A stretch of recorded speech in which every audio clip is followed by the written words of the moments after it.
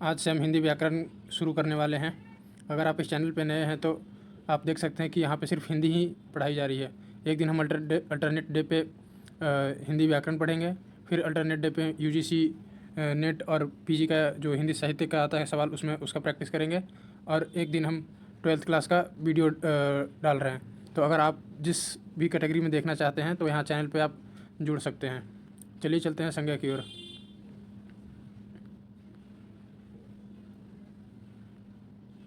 संज्ञा की परिभाषा। संज्ञा का शाब्दिक अर्थ होता है नाम। किसी प्राणी, वस्तु, स्थान, भाव आदि का नाम ही उसकी संज्ञा कही जाती है।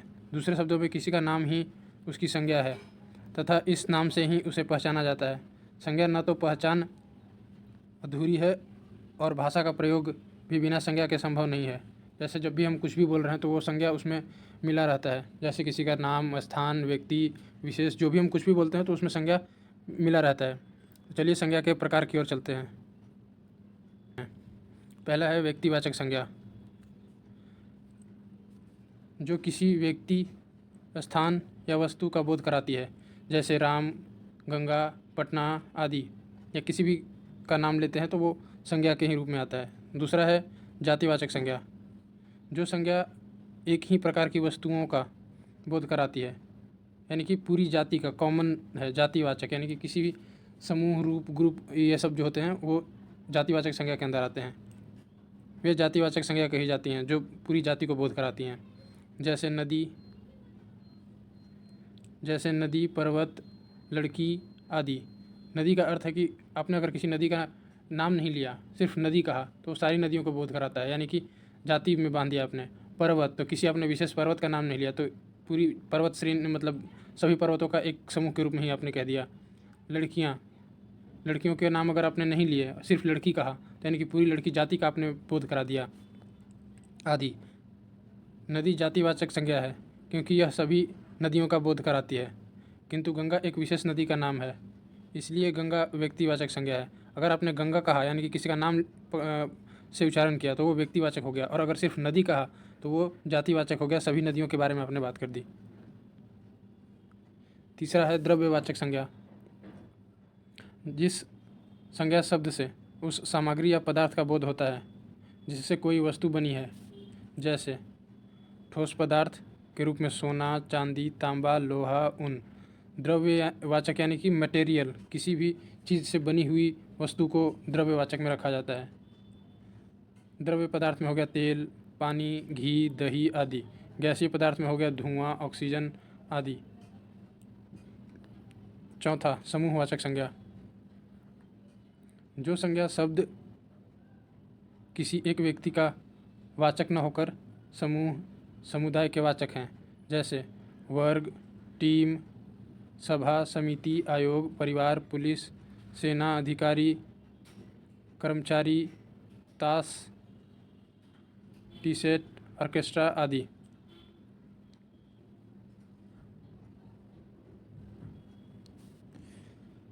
समूहवाचक संज्ञा की कुछ सूची दी हुई है। ये सूची है नक्षत्रों का मंडल, तारों का पुंज, पर्वतों की श्रृंखला, फूलों, अंगूरों, कुंजियों का गुच्छा, गुलों का दस्ता, लताओं का कुंज, केले का गोंद, अनाजों का ढेर, भेड़ों का झुंड, टिड्डियों का, ऊँटों यात्रियों का काफिला या कारवां, चोर, डाकू, लुटेरे, पॉकेटमारों, अपराधियों का गिरोह, कवियों, लेखकों, गायकों, मूर्खों, विद्वानों आदि की मंडली, राजनीतिज्ञों का गुट, राज्यों, मजदूरों, कर्मचारियों का संघ, अच्छे उद्देश्यों के लिए अच्छे व्यक्तियों का शिष्टमंडल, कार्यों की सूची आदि। भाववाचक संज्ञा में किसी भाव, गुण, दशा आदि का ज्ञान कराने वाले शब्द भाववाचक संज्ञा होते हैं। किसी, जैसे हम कहते हैं कि वह लड़का अच्छा है, तो इसमें उसकी अच्छाई यानी कि भाव का गुण हो रहा है। जैसे एग्जाम्पल में आप देख सकते हैं क्रोध, मिठास, यौवन, कालिमा आदि, ये सब इसके एग्जाम्पल हैं। कुछ भाववाचक संज्ञाएं स्वतंत्र होती हैं तो कुछ अन्य शब्दों की सहायता से बनती हैं। स्वतंत्र भाववाचक संज्ञाएं हैं सुख, दुख, ईर्ष्या, द्वेष, लोभ, प्रीति, श्रद्धा। यानी कि स्वतंत्र यानी कि ये जो है वो किसी भी बात पे डिपेंड नहीं करती हैं, ये खुद में स्वतंत्र हैं। और परतंत्र भाववाचक संज्ञाएं हैं। भाववाचक संज्ञाओं का निर्माण जातिवाचक संज्ञा, सर्वनाम, विशेष, क्रिया तथा अवयव में अव, त्व, पन, अन, इमा, ई, ता, हट आदि पीछे जुड़े जाते हैं।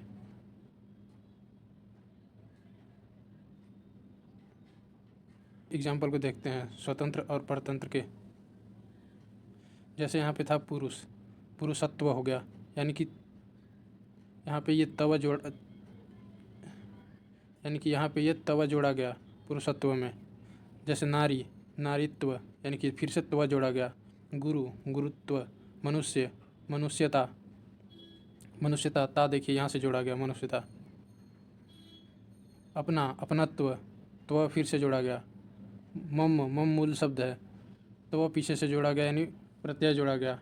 ममत्व, निज मूल शब्द है, फिर निजत्व, त्व जोड़ा गया। आप, आपा। संज्ञा से संबंधित कुछ प्रश्न देख लेते हैं। इन्हीं जयचंदों के कारण देश पराधीन हुआ। इस वाक्य में जयचंद, जयचंदों कौन सी संज्ञा है? जातिवाचक, व्यक्तिवाचक, भाववाचक, समूहवाचक। जयचंद, यहाँ पे जयचंदों यानी कि बहुत सारे लोगों को कहा गया है कि इन्हीं जयचंदों, यानी कि जयचंदों यानी कि कोई एक व्यक्ति नहीं है, बहुत सारे लोगों की बात की जा रही है, यानी कि जातिवाचक संज्ञा इसका आंसर हो गया। चलिए चलते हैं अगले प्रश्न की तरफ। निम्नलिखित में से कौन जातिवाचक संज्ञा का उदाहरण नहीं है? गाय, नदी, शहर, सुभाष चंद्र बोस। सुभाष चंद्र बोस जातिवाचक संज्ञा का उदाहरण नहीं है। जातिवाचक ये तीन हो जाएंगे। ये हो जाएगा सुभाष चंद्र बोस व्यक्तिवाचक। द्रव्यवाचक संज्ञा का उदाहरण है इनमें से कौन सा? गुच्छा, तेल, शहर, कक्षा। तो तेल इसका सही आंसर हो जाएगा।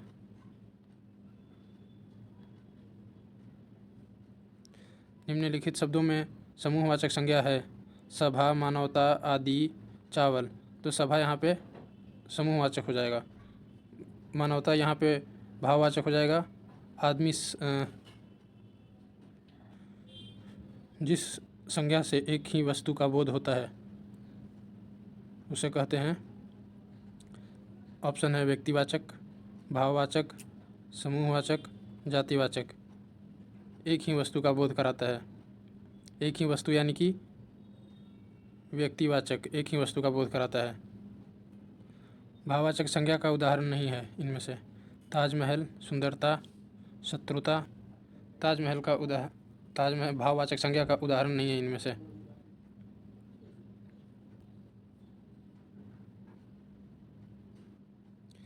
इनमें से ताजमहल भाववाचक संज्ञा का उदाहरण नहीं है।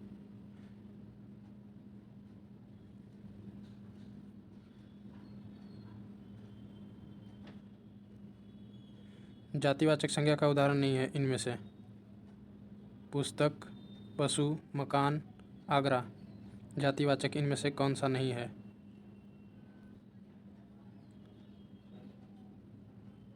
इसका सही आंसर हो जाएगा डी, आगरा। जातिवाचक नहीं है।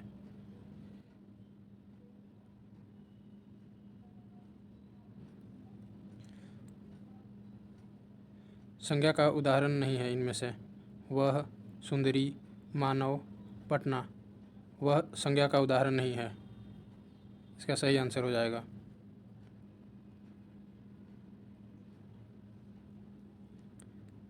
अस्तित्व किस संज्ञा का उदाहरण है? व्यक्तिवाचक, जातिवाचक, समूहवाचक, भाववाचक।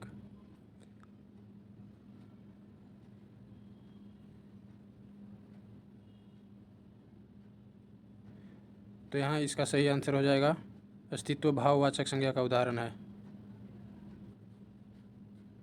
भाववाचक संज्ञा नहीं है इनमें से।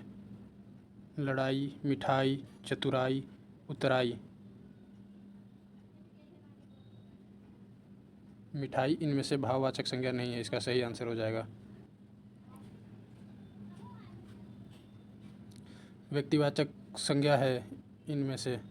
यमुना, गाय, पहाड़, आम। व्यक्तिवाचक कौन सा है? तो व्यक्तिवाचक यमुना है, क्योंकि यमुना किसी नदी का नाम है।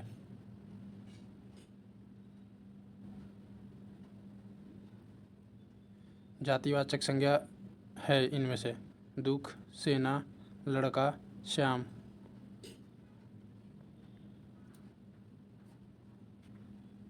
इसका सही आंसर हो जाएगा लड़का। लड़का जातिवाचक संज्ञा का उदाहरण है। लिखित शब्दों में जातिवाचक संज्ञा नहीं है। कौवा, बाजार, समोसा, दिल्ली जातिवाचक संज्ञा का उदाहरण नहीं है इनमें से। दिल्ली जातिवाचक संज्ञा का उदाहरण नहीं होगा इसका सही आंसर।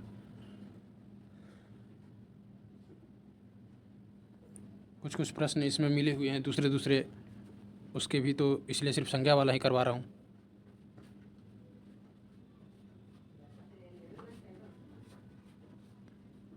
निम्नलिखित में से कौन सा शब्द जातिवाचक संज्ञा है? शहर, साकेत, दिल्ली, नीलम। जातिवाचक संज्ञा का इसका सही आंसर हो जाएगा ए ऑप्शन, शहर।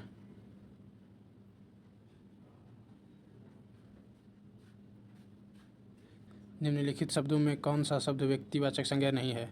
रवि, हिमालय, गंगा, आदमी। व्यक्तिवाचक का उदाहरण नहीं है इनमें से, तो रवि भी व्यक्तिवाचक हो जाएगा, हिमालय भी व्यक्तिवाचक, गंगा भी व्यक्तिवाचक, आदमी व्यक्तिवाचक का उदाहरण नहीं होगा, तो इसका सही आंसर हो जाएगा डी। लड़का भाववाचक संज्ञा होगा। लड़का का भाववाचक संज्ञा होगा? लड़कापन ऑप्शन ए, बी लड़काई, लड़कपन या लड़काईपन। इसका सही अर्थ हो जाएगा सी, लड़कपन। वृद्ध का भाववाचक होगा। वृद्ध का भाववाचक होगा वृद्धा, वृद्धत्व, वर्धा, वर्धक्य। इसका सही आंसर हो जाएगा डी, वर्धक्य।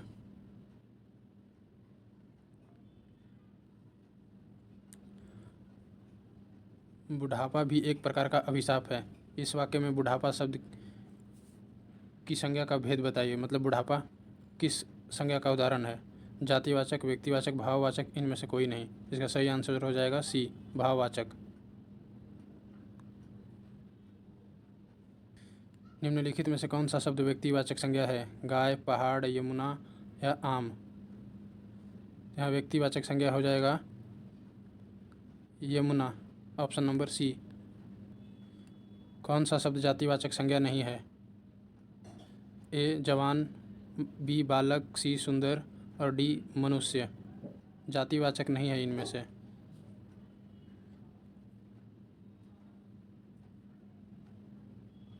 इसका सही आंसर हो जाएगा ऑप्शन सी, सुंदर।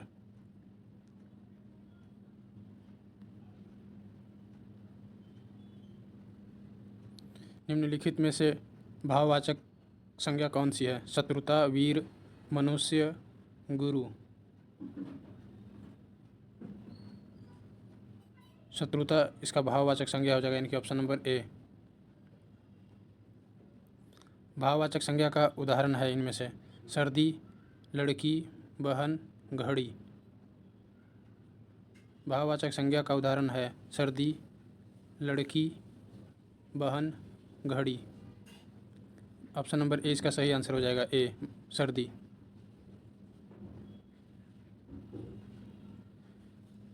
मित्र शब्द का भाववाचक संज्ञा रूप है मैत्री, मित्रता, मित्रत्व, मित्री। इसका सही आंसर हो जाएगा बी, मित्रता।